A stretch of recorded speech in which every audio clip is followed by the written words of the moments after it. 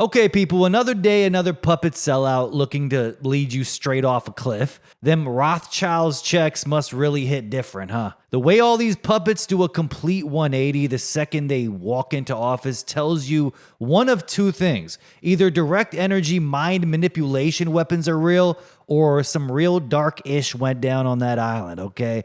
Trump lost it on a reporter the other day, once again screaming that the Epstein files are total bullshit.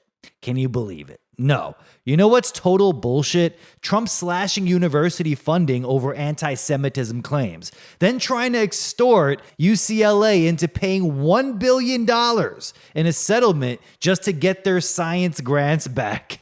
That's right, Trump's administration straight up froze over $500 million in research money because the campus wasn't doing enough to fight anti-Semitism. Seriously, what is it with these demons in charge and freezing people's bank accounts the second you piss them off? Seriously, it's real Jewy. If they can't kill you, they'll financially cancel you. You know what's also bullshit? Trump doubling down and calling Operation Warp Speed one of the most incredible things he's ever done for his country. Everything about it has been amazing, end quote. That's right, folks, everything about it. It was just amazing, leading to great things like that even Elon Musk admitted is happening, in every Western nation.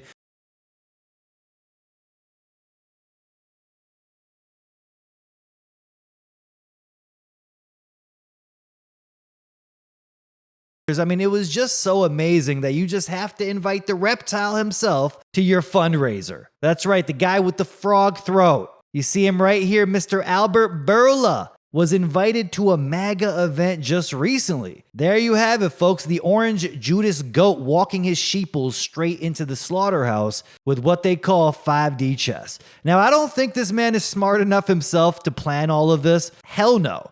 He and the rest of these puppets are clearly handed a script. That's why they operate in lockstep every time a new agenda is announced. Trump and Putin now riding together in The Beast, right now in Alaska. That's right, nothing to see here, just two world leaders following the same script too. From pandemic lockdowns to mRNA cancer cures, digital surveillance states, and engineered chaos meant to keep the herd distracted while they build their Elysium dream world and lock us inside of our 15-minute ghettos. Yeah, I bet they were talking about world peace while riding in the Beast, right? From the Candace Owens and Nick Fuentes feud to the chikungunya outbreak spreading across the world right now. They keep the chaos coming from every angle, every direction you could think of, and it's on purpose. Keep people exhausted, glued to distractions, drowning in drama, struggling to pay bills, and they'll never organize. Keep them broke, scared, and divided, and they'll never resist. This psy-op is multi-layered. The system isn't broken, it's running exactly how these demons designed it. More distractions while the digital concentration camp is being built around you. For example, every so-called patriot win Trump pushes is like another brick in the digital prison, like his new crusade to make homelessness illegal. It sounds great if you think it's just about getting violent junkies off the street, but that's not what this is. What do they consider a home in this brave new MAGA world? A certified government-approved box you pay property tax on until you die? Monitored, registered, and integrated into the AI control grid? Property tax stolen from you just to be sent to Israel so they can keep bombing more kids? Take Washington, D.C., for example. Trump says homeless people should move out immediately, and all of the MAGA sheeples cheer. But fast forward to when you want to escape the total AI takeover. Robot cops, facial scans, predictive policing, and you try to escape to move off-grid somewhere. Yeah, MAGA is going to send a swarm of iRobot-style freedom bots to drag you out of the woods back into your assigned 15-minute city concentration camp. Because, once again, being homeless is illegal. Why? Well, for your own safety, of course. Or for the environment. And, of course, to track your carbon score. That's why they're conditioning people's minds with this climate change nonsense, because eventually they want to ban you from living off grid. They want to drag you into these 15-minute cities so they can track and monitor your carbon score. They want to ban people from going to those beautiful off-grid lands. Welcome to the golden age of slavery, and guess who was smiling while leading you there? Keep in mind the Wildlands Biodiversity Project mentioned this exact thing. You're not allowed to own off-grid land because, in their eyes, freedom itself is now a biohazard. And once again, it's not just in America, okay? Many different nations, exact same plot. In Canada, they got a different way to speed up the you will own nothing agenda. They're not just managing homelessness here, they're straight up erasing the idea of private property altogether. You're not going to believe this. The British Columbia Supreme Court just granted Aboriginal title over 800 acres of land in Richmond, including privately owned homes and industrial property. The city I grew up in. This is crazy. That's right. People who thought they owned their land just got told, actually, you don't. This ruling is a nuclear bomb to the foundation of private property rights in Canada. Probably the biggest Supreme Court ruling in over 50 years and just total silence. This isn't some local dispute. This is a legal precedent that says the entire land title system is defective and invalid. The Supreme Court just ruled that the piece of paper saying you own your home means nothing because 400 years ago, someone's ancestors might have camped there. I mean, this is just outrageous. And if this ruling holds, then every inch of British Columbia is up for grabs because, as they say, 100% of the province is already claimed by one or more First Nations people. You heard me right. 100%. They're calling it land back, in quotes. Sounds progressive, right? Like some overdue justice that needs to happen. But you want to know what land back really means? It means you get nothing. No home, no equity, no retirement, no legacy for your kids either. Just your property relabeled as indigenous land. And the crazy part is, it won't actually be given to the natives. This is just so the government can actually step in and manage it, tax it, restrict it, or sell it off whenever they want. And you're lucky to even get a lifetime lease on it. This isn't some one-off mistake or unexpected ruling. This is by design. This is what the DICs want, okay? The total elimination of private ownership under the guise of reconciliation and social justice, when in reality, it's part of a coordinated effort to bring in their total control grid under the 2030 agenda. I think this needs repeating because it's just insane. This ruling literally said the land title system itself is now invalid and defective. The very papers showing you own your home, you know, the foundation of Western civilization and free market prosperity, are now considered defective. Defective because you dared to buy land on territory someone claims their ancestors once used. What that means from now on is that no land is safe. Not in BC, not anywhere in Canada. This isn't reconciliation, it's land reclassification. This is how they phase out private ownership without firing a single shot. And they're using wokeness and inclusivity to do it. It's pure insanity. British Columbia is the prototype. If it works here, they'll roll it out everywhere. Ontario, Alberta, Quebec, just under different labels like reconciliation, climate justice, or equity. But the end game is always the same. You lose control of land, food, and resources, and they gain it. Meanwhile, the globalist puppets, the same ones at Davos, popping champagne, buying more property and buying up farmland, laughing like the reptiles they are. Once the legal system accepts collective historical claims over individual ownership, they win. They'll partner with indigenous groups, corporations will broker land use deals, and the result will be a new digital feudalism or peasant system where BlackRock owns the lease, the UN sets the rules, and you pay rent just for breathing. And this ruling is already causing chaos. First Nations people are now fighting with other First Nations people over who gets which land. Yeah, a tale as old as time, I know. In this case, the Cowichan from Vancouver Island just won land in Richmond, not even on the island. That's right, the Musqueam and Tawasin bands are furious, which is the classic divide and conquer, the same tactic they use on race, gender, and class. So now they got the natives fighting. As if that's not enough, the ruling opens the door to whole new legal systems because indigenous law now could apply on these lands. Meaning you, a Canadian Canadian citizen could find yourself under laws you can't vote on, enforced by people you didn't elect, while paying taxes to a government that doesn't represent you. That's taxation without representation, which is something our neighbors to the south once fought a revolution over. Something we could really learn from here, if Canadians weren't completely brain dead.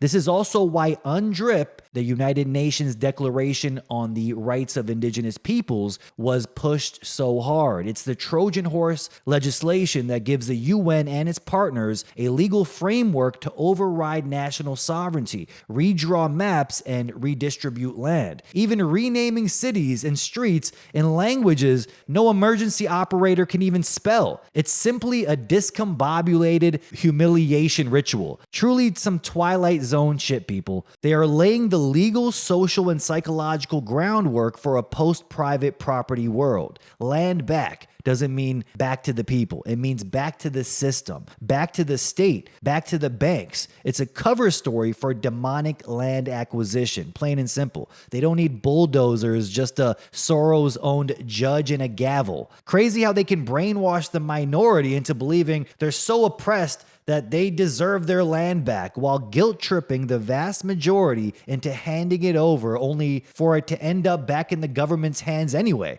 Everybody loses, except for the demonic elite, of course. You see how it works? You'll own nothing, and if you complain, you'll be called a racist. But people are waking up. They're done playing along with this reconciliation charade, not because they're heartless, but because they're not stupid. They're asking reconciliation for what exactly? That we were born? That we bought a home? That we paid taxes to a system now calling us trespassers? This isn't about healing, it's about humiliation, psychological warfare, weaponized guilt, and industrialized shame. They use words like stolen land and unceded territory and decolonize as crowbars to pry open the legal system. And if you question it, you're labeled a settler, a colonizer, a racist. What's really happening is reclassification, downgrading you from citizen to squatter in your own country. And it's all part of the same dystopian script. Eliminate private ownership, destabilize identity, and replace it with state-approved loyalty programs disguised as land acknowledgements. Let that sink in.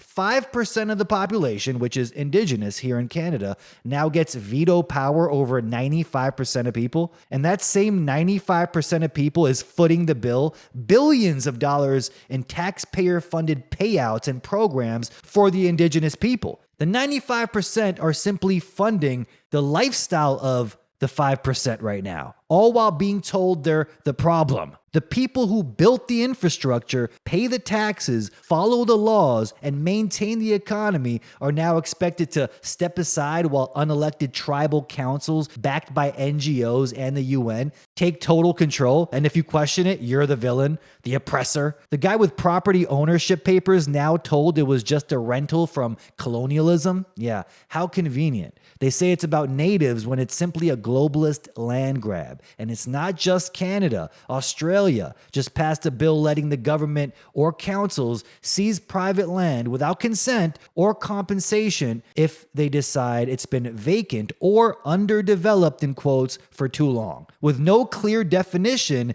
and no way to appeal. Same playbook everywhere. Dress it up as fixing a housing crisis, then strip property rights and put the land back under government control. Different country, same globalist land grab. And all of this is done at the same time they are building the infrastructure for a 15-minute city. They want to push people into these cities, banning off-grid living, starting forest fires to push people into these megacities, blaming climate change.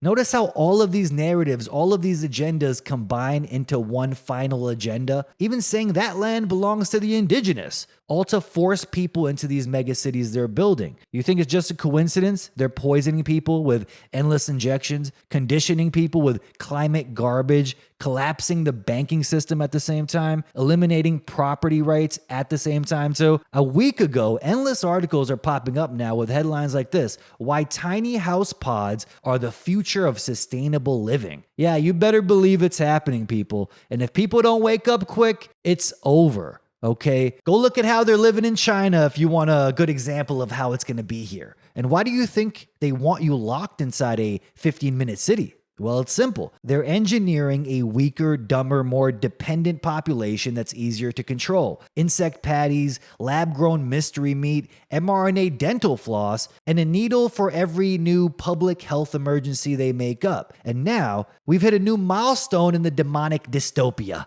Get this. Bill Gates is literally making butter out of thin air. Yeah, no cows, no plants, no oils. Just carbon and hydrogen whipped into a food product for your climate-approved toast. Yeah, guess what kind of ish they're going to have in that? The Bill Gates Foundation is now making deals with restaurants, bakeries, and food suppliers to get this alien sludge into your diet without you even knowing it. And the launch video, this video is absolutely bonkers. Beyond hilarious right here. Behind the smiling shill showing off the product is a giant tank with the label on it, slop water. Yeah, you heard that right, people. I can't believe it's not butter. Yeah, you're not even getting that. No, you're getting pure goy slop, courtesy of your friendly billionaire depopulation enthusiast. So now we have a literal goy slop for the masses. Mazel tov, goyim. Fun fact, Bill Gates just dropped his new book. It's called How I'll Kill All of the Humans on Earth. I mean, it's barely satire at this point, yet the media portrays him as some kind of African savior. Yeah, because nothing says humanitarian like a well-known eugenicist who blocks out the sun, buys up farmland so he can grow fake meat, changing the DNA of cows and chickens, creating deadly vaccines, and bioengineering mosquitoes to inject vaccines without your consent. What a hero. If you think he's stopping at putting alien sludge in your dental floss, think again. Because now, surprise, surprise, scientists at Western Michigan University are floating the idea of deliberately spreading a tick-borne disease that gives you a lifelong, potentially fatal allergy to meat and dairy. All to fight climate change, in quotes. It can kill you if you eat beef, pork, lamb, or even take certain medications. But hey, it's better for the environment. They even suggest genetically juicing up the ticks to make them more efficient at infecting people. And you already know who will be funding this, okay? Mr. African sunblocker himself, Bill Gates. Because nothing says humanity like weaponizing bugs to control what you're allowed to eat. This isn't some fringe idea either, folks. They have openly discussed this on stage at the World Economic Forum. Remember this? A WEF-linked bioethicist is pushing to genetically modify humans to be allergic to meat, claiming it would slash livestock emissions and help fight climate change. He argues people are simply eating too much meat. And wouldn't you know it, the same exact time they're talking about this, let's make humans allergic to meat idea, boom, here comes alpha-gal syndrome. The same exact time they're talking about this, a new syndrome pops up. Mayo Clinic says it's a food allergy that makes you react to red meat and anything else from mammals. In the US, it usually kicks in after a bite from the Lone Star tick, which dumps a sugar molecule called alpha-gal into your blood. Your immune system loses its mind, and now you can't touch beef, pork, lamb, dairy, or even gelatin without risking hives, gut pain, blood pressure crashes, or straight up anaphylaxis. There's no cure, no reversal, just a permanent block on eating real food. And even the name of it feels like a joke at our expense, like they're rubbing it in, you know? Alpha-gal? So first, endocrine disruptors got sperm counts dropping drastically, then microplastics lower testosterone. Then they tell you the Y chromosome is disappearing. That's right, men are literally being turned to females over time. And now they'll send in ticks to give you a meat allergy with a name that sounds like a feminist slap to whatever is left of masculinity. Now you're an alpha gal. That's right, people. You're not even a beta male anymore. No. The strongest, most masculine you can be is an alpha gal. This isn't about climate, people. It's about control. If they can't guilt you into giving up meat, they'll just hack your body so it rejects it for them. After all, humans are just hackable animals anyway, right? ADL boss Jonathan Greenblatt just declared that anti-Semitism is as old as time itself. This is just South Park level comedy here. Apparently at the dawn of creation, God said, "Let there be light, trees, animals, the sun, the moon." and anti-Semitism. That's right, Greenblatt compared it to a virus, something people can be infected with and inoculated against. Hold up, what if that's what the COVID shots really were? A vaccine for noticing. Suddenly it makes sense why that lucky little country in the Middle East dodged the population collapse during the jab frenzy. And guess who's using the exact same script? That's right, this is how you know RFK was handed the same script, and from who? RFK Jr. was calling anti-Semitism just a few months ago a deadly plague and a virulent pestilence, eating away at society, end quote. Sounds like just a few months ago, they were gearing up to declare an anti-Semitism pandemic. Think about that wording, guys, pandemic, as in checkpoints, scanners, quarantine camps, hazmat teams dragging people out of their homes for that terrible disease known as noticing. That's right. Matter of fact, someone please make this a movie. Let's make a movie called Outbreak, The Noticing. The news ticker scrolls with infection counts. Yeah, John, it looks like 1,000 more infected today with the noticing virus. No signs of slowing down either. We urge everyone to head to their local clinic for the vaccine so we can end this lockdown. Gee, I wonder why anti-Semitism is exploding. Maybe it has something to do with the fact that 5 more journalists are now dead in Gaza, including 28-year-old Al Jazeera reporter Anas al-Sharif, killed in an Israeli airstrike on a tent outside Shifa Hospital. Israel swears he wasn't a reporter, but a Hamas commander. Yeah, no proof given either, just the usual trust us routine, you know? Just like how they bombed a church and called it a technical error. The thing is, minutes before he was killed, al-Sharif posted about the heavy bombing. UN officials and press watchdogs had already warned he was a target, which apparently put him at the top of the to-do list. And here's the uncomfortable truth. If they're intentionally wiping out the people documenting the war crimes, then the war crimes must be a hell of a lot worse than anything we're being shown. Al Jazeera called it a premeditated hit to silence voices before a Gaza takeover. 237 journalists have been killed since October 2023, but I'm sure that's just another cosmic coincidence. And remember, Netanyahu said it himself. He said, charging me with war crimes in Gaza is like charging George Bush for 9/11. Yeah, what do you think he meant by that? And get this, saying America first is now anti-Semitic. So right along saying 100% and also Christ is king, now saying America first is now anti-Semitic. I think we can see where this is going. And it's also now considered anti-Semitic to mention that millions of people died in World War II who weren't Jewish. Can you believe this? The largest teachers union in the US, the NEA, put out a Holocaust statement calling it 12 million victims of different faiths. And somehow that's a huge problem now. Anti-Semitism used to mean hatred of Semitic people. Now it just means saying something the Jews don't like. We've gone from never forget to only remember what we approve of. And if your version of history includes anyone outside the official narrative, you're suddenly the bad guy. Another conspiracy turned certified fact here. Can you believe this? Netanyahu said he feels he's on a historic and spiritual mission attached to the vision of Greater Israel, which encompasses territories designated for a future Palestinian state as well as parts of present-day Jordan and Egypt. Isn't it crazy? Saying free Palestine from the river to the sea is anti-Semitic, violent, and evil, but saying Greater Israel from the Euphrates to the Nile is reasonable, peaceful, and God-given. You know, another conspiracy that Israel is committing these false flags, destabilizing the whole region. That conspiracy is turning out to be a 100% fact now. Okay, undeniable. So yes, there's a Greater Israel project. Israel is using traitor scumbags with dual citizenship in our countries to bring in those displaced refugees. Do you see how it's like a 5D chess move? That's the real 8D chess right there. I mean, here's the 100% fact that this is happening. A pro-Zionist account on X posted a clip of Gazan refugees arriving in Belgium with a caption that sounded like they were excited about this. Isn't that kind of weird? Why would this Zionist account be so happy that they displaced these Gazans and pushed them out of the Middle East and into Western nations? Now, what's crazy is many Jewish people in the comments were pissed off about this, saying they live in Belgium and they're saying they don't want these people here. And they're mentioning, why are you doing this? This is only going to make everyone side with Palestine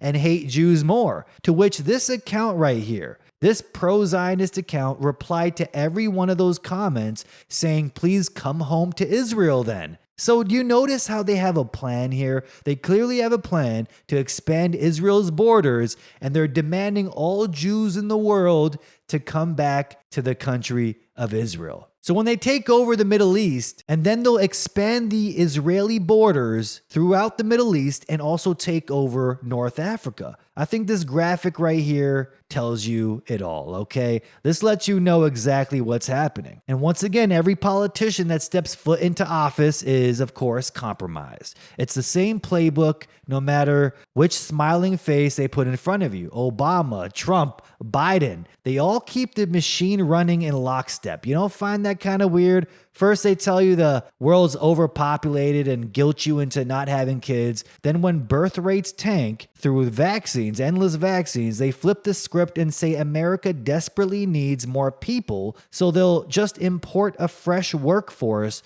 from the other side of the world. The Trump administration is no exception. Right now, they're defending an Obama-era policy before the Supreme Court that hands work permits to spouses of H-1B visa holders and lawful status to their children. Save Jobs USA is screaming about how it undercuts American tech workers, but the DOJ under Trump opposes them because the truth is, it's never been about protecting the American worker or preserving culture. It's about a great replacement that's taking place. Whether it's Bill Gates pushing population control through public health or Trump fighting to keep foreign labor pipelines wide open, the end goal is the same: replace and reorganize society into a manageable, compliant population. You can call it depopulation or call it demographic engineering, whatever they want to call it. Either way, it's not an accident, it's policy. The same China-style digital slavery state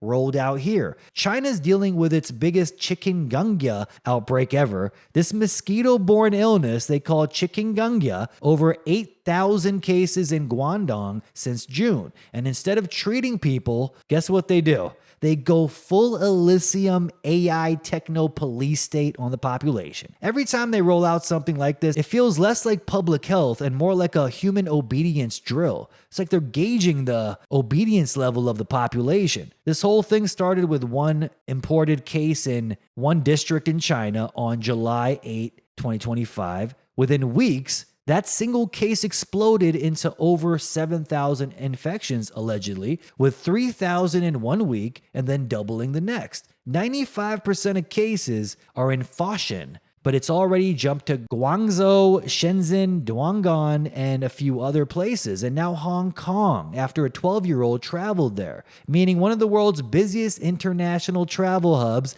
is now a launch pad for this global spread. Okay, so you see the narrative being set here. But the crazy part is they haven't even reported a single death. Just infection case counts. So once again, let me guess, PCR testing people to see if they test positive for the chikungunya? So what's the Chinese government doing? Well, what the Chinese government is good at, of course, quarantines with patients locked under mosquito nets in isolation wards. The footage and pictures is just insane here. Fleets of police drones flying over neighborhoods, scanning people and handing out $1,400 fines to anyone with standing water in their yard. This is so crazy. Dumping mosquito-eating fish into ponds too, saying this is going to help, and even scanning for symptoms to impose instant lockdowns on entire families. They're spraying the streets with chemical fog that makes people sick, of course. We've seen this before. I mean, flashback a few decades ago in the US, DDT being sprayed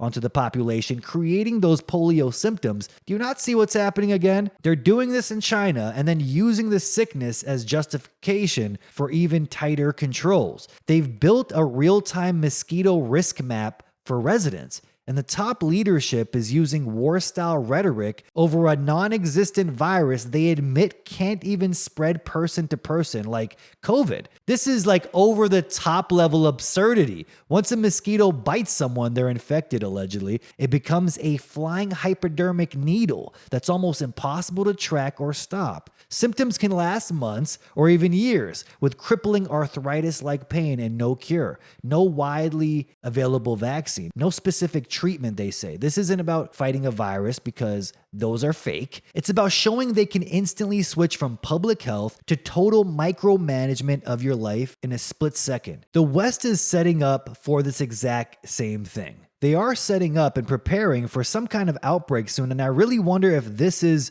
what they're going to do here, because RFK is talking about wearables, something that you can update your health on, keep track of your vaccination status and whatnot. It seems like they're preparing for something, and they're just waiting for the right excuse.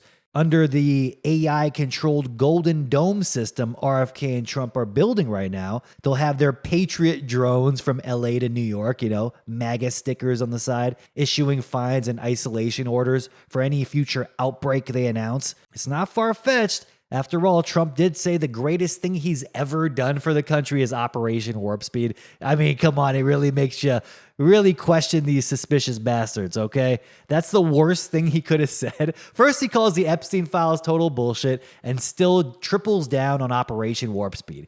They're laughing at you people. They do not take you serious, and they really know that 90% of people are totally brain dead. Today, it's mosquitoes. Tomorrow, it's climate change. You never know. They'll have drones flying over your house and tracking you, monitoring you, making sure you're following orders. Then the day after, they could just say it's for pandemic preparedness. That's right, different script, same prison. Here's where it actually gets darker when you look into these things, because reading articles about chikungunya, I know I'm mispronouncing it, don't get at me in the comments. I know I'm mispronouncing it. I just think it's really funny. This is a really funny name. It's more entertaining than COVID. How sick of that word are you?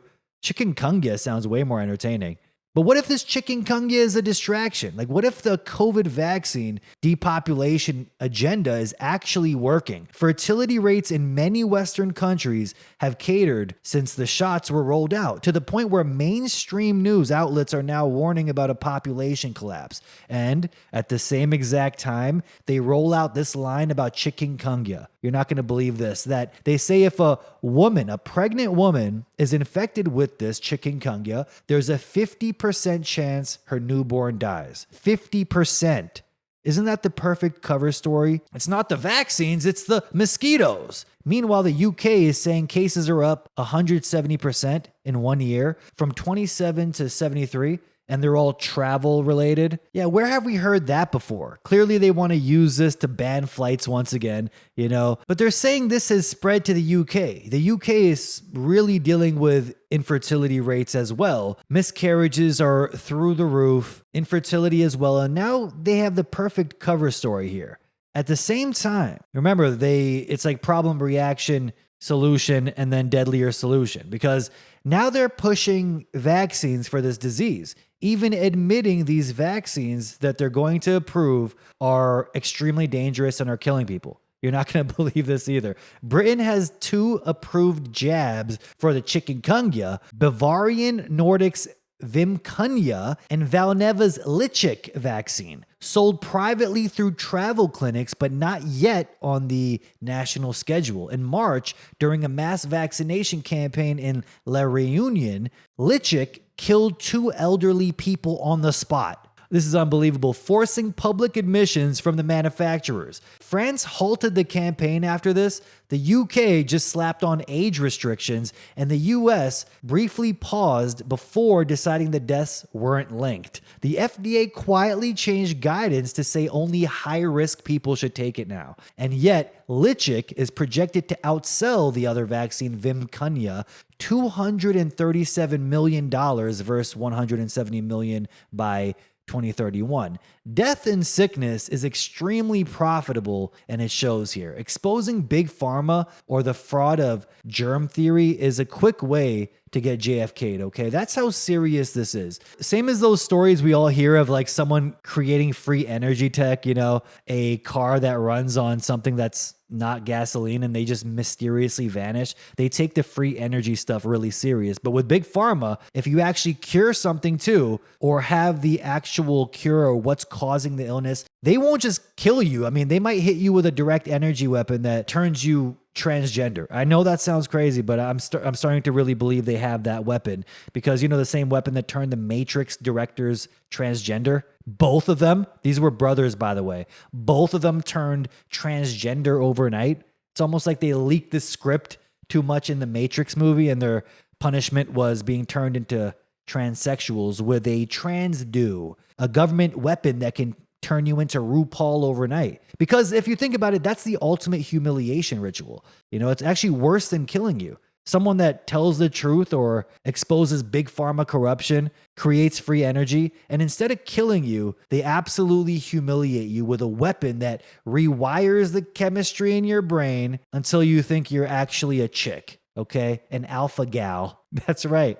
But back to the same pattern here. And here's what makes all of this even more sinister about the mosquitoes, because all of this is happening after Bill Gates did this. Gates backed Oxitec, you know, the company that has been releasing genetically modified mosquitoes worldwide for years, claiming to fight dengue, Zika, and malaria, and yellow fever. Oxitec's own track record shows that that program is expensive, unproven, and risky to ecosystems and human health. Owned by Precigen, formerly known as Intrexin, with BlackRock and Vanguard in the mix. Yep, they own all of it. Oxitec ran its first big trial in the Cayman Islands in 2009. They claimed success, then scrapped it in 2018. Their first gen OX513A males, these mosquitoes, what a great name for them, were supposed to breed out and die. But in Brazil, they mixed with wild mosquitoes, survived, and created hybrids with no monitoring in place. Instead of stopping,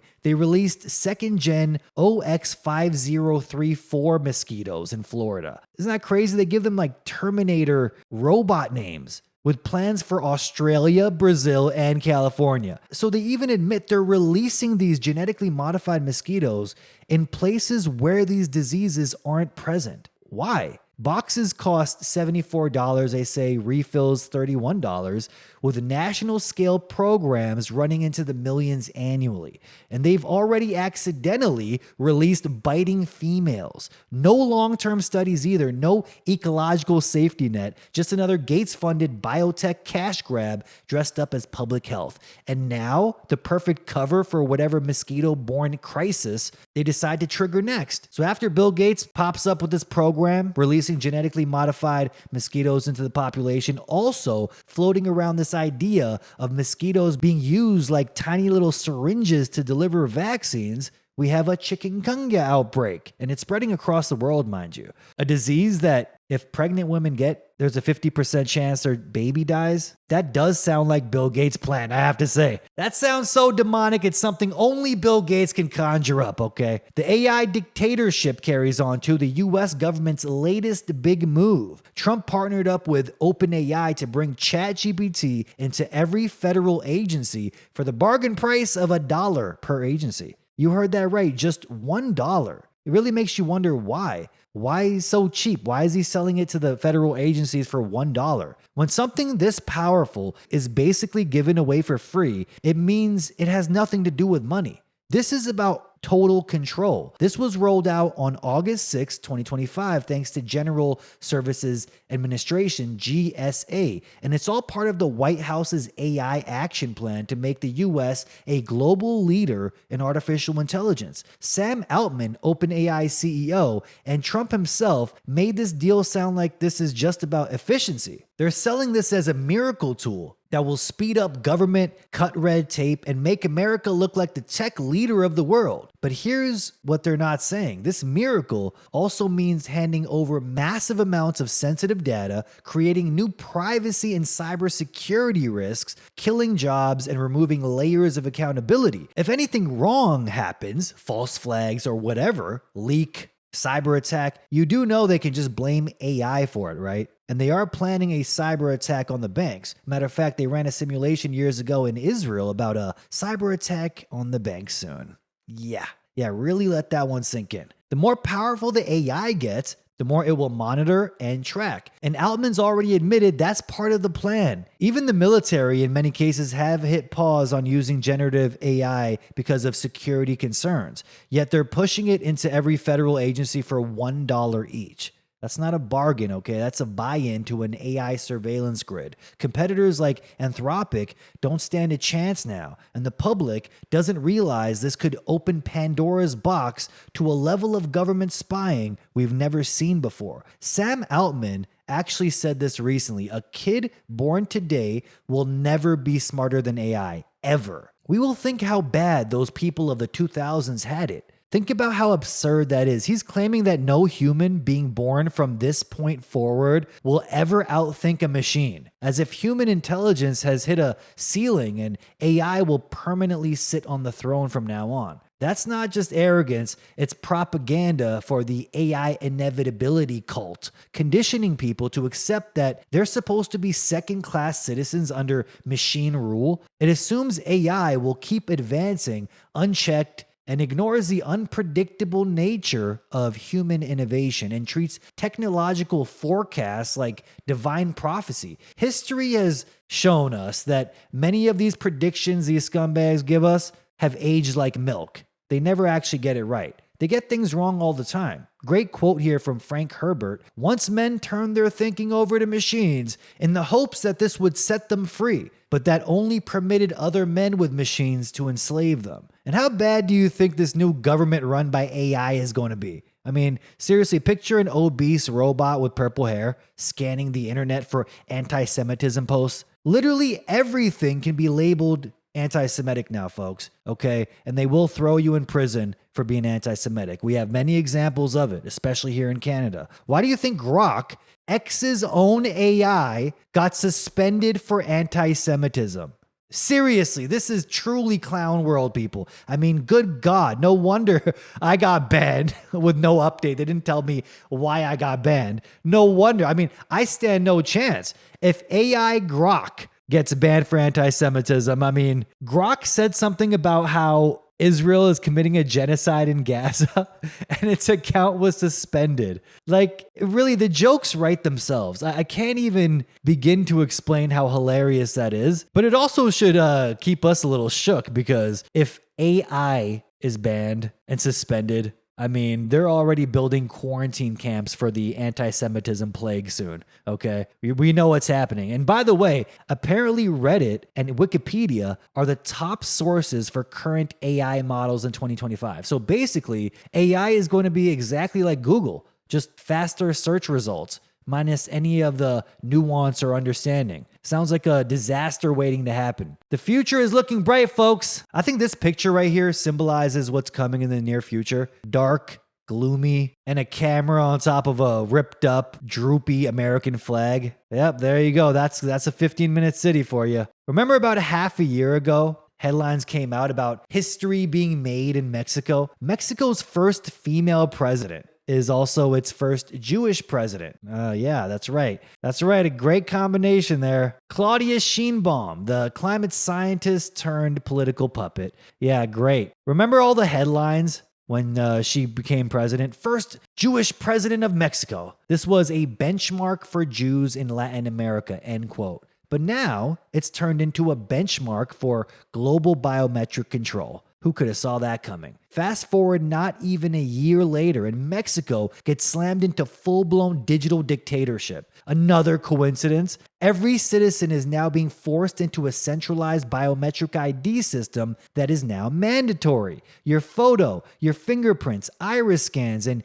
a QR code tied to a new version of Mexico's national ID number, the CURP, they call it, C-U-R-P. This ID isn't just for government forms, it's your access key to society. You want to get healthcare? Activate your phone? Log into the internet, even turn on your lights? Well, you got to get the digital ID. But are we surprised? I mean, come on, looks like BlackRock owns Mexico now, folks. I really feel bad for all the people that escaped to Mexico thinking they were going to be free down there. Yeah. Yeah. See, I'm telling you, there's no place that's safe. You might as well stay put where you are and try to change your country from where you are, because you have more of a chance than, just escaping off grid somewhere and then them lighting a forest fire and dragging you back out. We got to wake people up to the point all these demons start escaping and hiding in the mountains like the Bible says, okay? That's what we have to do. Escaping, running away like cowards, I don't think even God likes that. But as I said, Mexico is completely owned. You better be scanned and logged.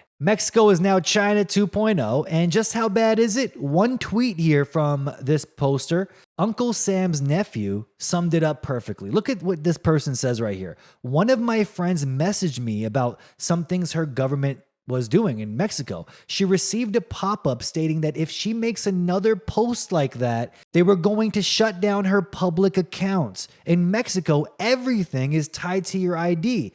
Internet, email, address, utilities. This is what control looks like. Your voice, your digital life, your utilities held hostage by a government that doesn't need to arrest you, they just erase you. And of course, the justification for this system is the same BS, always the same thing. Oh, they're trying to stop organized crime, cartels, missing persons, rural internet access. Same tiring excuses. You already know this is the solution that's going to be sold to Canada or even the States. The solution to the missing children, or stop illegals from flooding the border. Just accept a national digital ID so citizens can be on their best behavior. A national digital ID created by Oracle and Palantir. They already have the system up and running, folks. And in Mexico, they're building a unified identity platform, end quote, and giving direct access to Mexico's civilian intel services and National Guard. No oversight whatsoever or transparency, just a China-style surveillance state that no one voted in.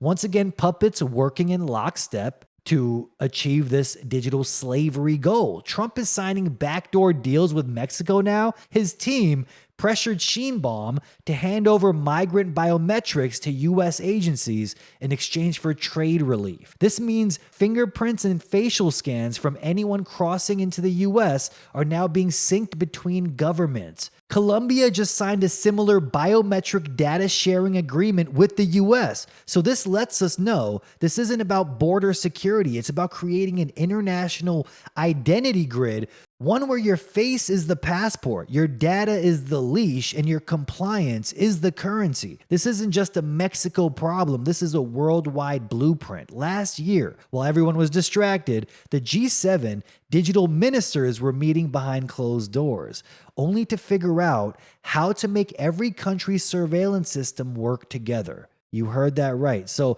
this Mark of the Beast system will be a worldwide one. Their official declaration said they were creating a secure and interoperable digital identity ecosystem, which basically means they're building the framework for global ID systems that talk to each other. So it's not just national surveillance, it's an international control grid. What we're seeing is the same exact pattern. They're just copying it and pasting it to every country. Some governments don't even need propaganda, okay? Their citizens are so sedated, they skip the false flags and just announce the new digital leash. That's right, no 8D chess required, just congratulations, you're all officially enslaved sheeples.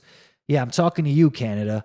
See, then there's the US, where, at least they have a lot more respect for their citizens because they actually hire better actors, RFK Jr. and Trump, the deep state's favorite tag team dream team. That's right, folks. They perform the resistance show, throw out little truth breadcrumbs, say just enough to keep the crowd clapping, banning men from women's bathrooms. Oh, hooray! The golden age is here. But behind the scenes, they're helping install the exact same tech under different branding. It's the Judas Goat operation. But the end game here is if every country and every government on earth, whether left, right, puppet, or populist, is racing toward biometric control, digital IDs, AI behavior scoring, and programmable currency, then we really are in the final phase of a one world government control grid, one network, one ID, one surveillance net, to map and monitor every movement, transaction, and thought. And just to really drive home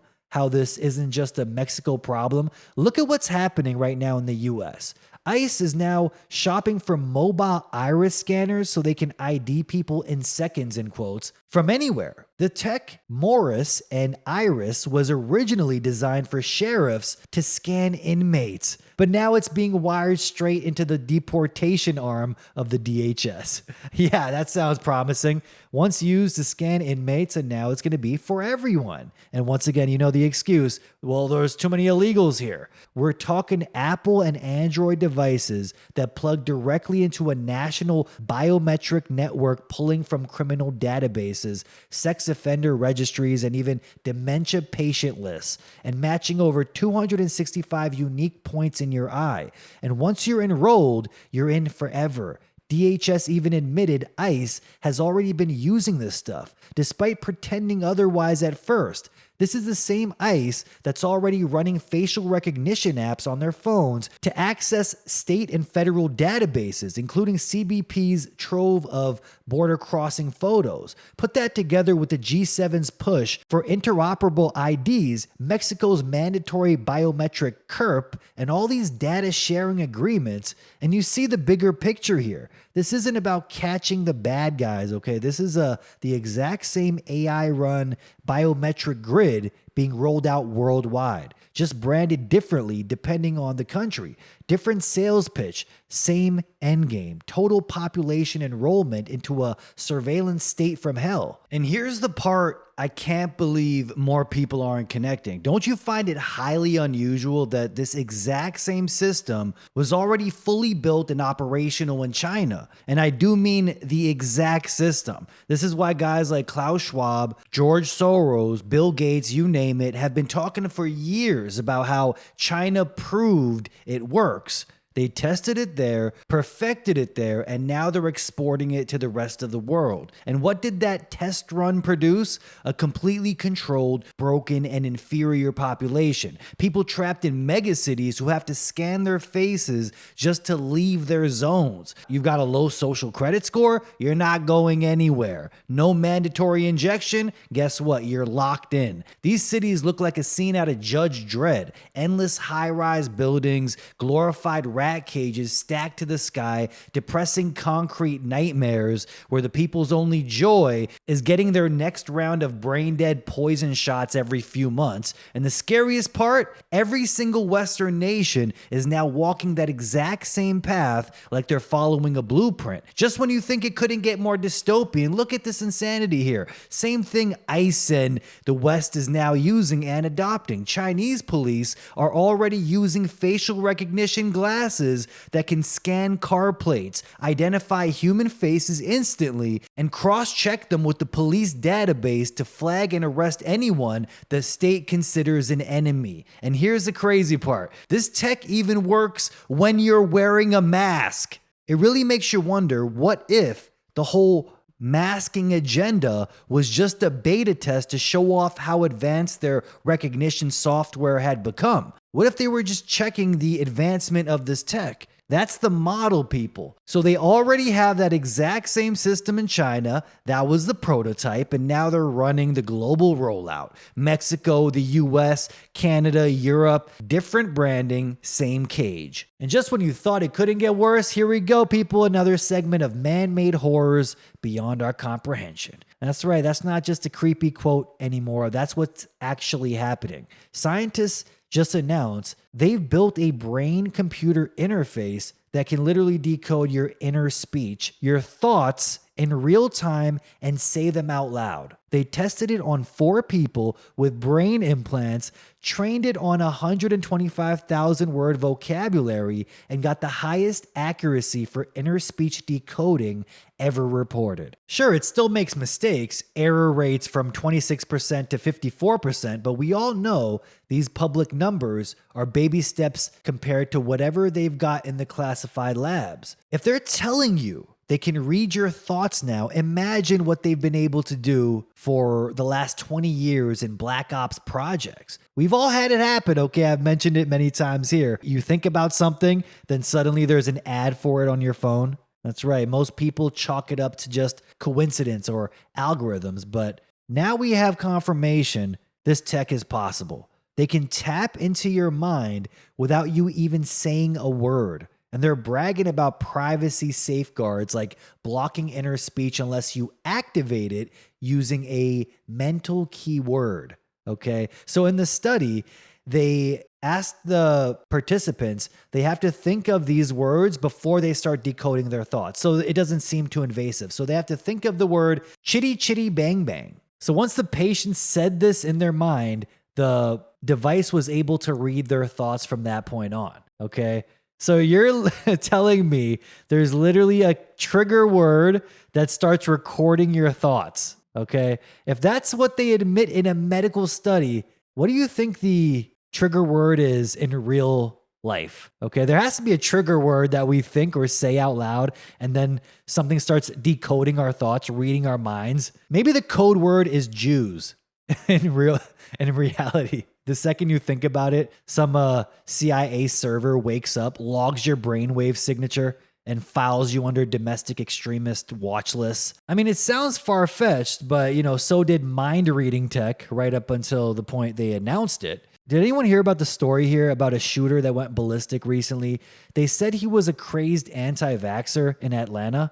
This story just sounds so insane. So apparently the COVID vaccine injured this man, and he went crazy and went out there and fired over 180 rounds straight into the CDC headquarters, shattering about 150 so-called blast-resistant windows, in quotes, and spraying glass across multiple buildings. 4 separate CDC buildings were hit, including the one with the director's office. Not a single CDC employee got touched, but a police officer, David Rose, was killed trying to stop him. The shooter was a 30-year-old Patrick Joseph White. Later died. Still no word if it was police bullets or his own. It doesn't cover that. But here's the crazy part. This guy said the COVID vaccine made him depressed and suicidal. That was his motive. So the question is, was this a chemical side effect of the shot wrecking his brain chemistry? Or was it something darker? We just learned scientists can decode inner speech with brain-computer interfaces. If they can pull thoughts out of your head with a mental keyword, who's to say they can't push them in it too? Maybe this wasn't just depression. Maybe this was someone's switch being flipped. One day he's spiraling, the next he's unloading on the very agency behind the shot. I mean, the aftermath says a lot here. CDC employees were told to stay home. Meetings were switched to virtual, and they were even warned to peel CDC decals off their cars. Federal agencies are promising intensive monitoring of all potential threats. You heard that right. Like, the staff are mob targets now. Meanwhile, the spin machine kicks in. Retired CDC officials and health bureaucrats are already saying this is what happens when people hear false rhetoric about vaccines. RFK Jr., now sitting as Trump's health boss, is now dragged into it for his past anti-vax stance. I see where this is going right here. So now they're going to be scanning the internet for any anti-vaxxer statement because, well, you could shoot up a CDC building now. And the workers' union frames this whole thing as just another layer of hostility and neglect aimed at public servants. So you're left with 2 uncomfortable explanations. Either the jab really does fry some people so bad they lose all control, or the same system that can read your thoughts have reached the point where they can plant them. Either way, the official story gets twisted back into the same line. Don't question vaccines, don't question science, or you'll be lumped in with this guy right here that shoots up entire buildings for no reason. Last podcast, I did go over how they have this Wi-Fi tech now that could detect where you are in your house at all times. And I was mentioning maybe the helps that technology work better. Well, if it could do that, can they manipulate thoughts as well? They're talking about decoding thoughts in real time. Well, ain't that some? But this is getting long, folks, so I want to stop it there. Sorry, guys. I know it's been a while since I put one of these out, but my life was pretty chaotic for 2 weeks, so I had to get things in order before putting one of these out. It's been pretty hectic for me, so I do apologize for people that want to see this every week, but I do need your support more than ever, guys. So if you do want to support this show and want to keep it going weekly, it's going to mean the world to me if you please click those links, and please subscribe monthly on my Subscribestar or my Patreon. On Patreon, you can subscribe for as little as $1 a month, and it will greatly help me. So please click those links in the description. If you like this show, if you appreciate the effort that it gets put into this, because 100% of this is done by myself, the editing, the research, recording, everything you see here is done by myself. So it would mean the world to me if you click those links in the description for ways to support. Please buy the Eyes Wide Open coffee from Gustavus, Alaska, my favorite coffee. You will be supporting this show. Send a one-time donation. Links are in the description for also crypto wallets, my crypto people out there, my Bitcoin people. If you want to support this show, it is greatly appreciated. Now more than ever, I do need your support. So if you want to help support, links are in the description. So until next week, folks, until next time, this is Steve Eyes. You're on the Eyes is Watching channel, signing off.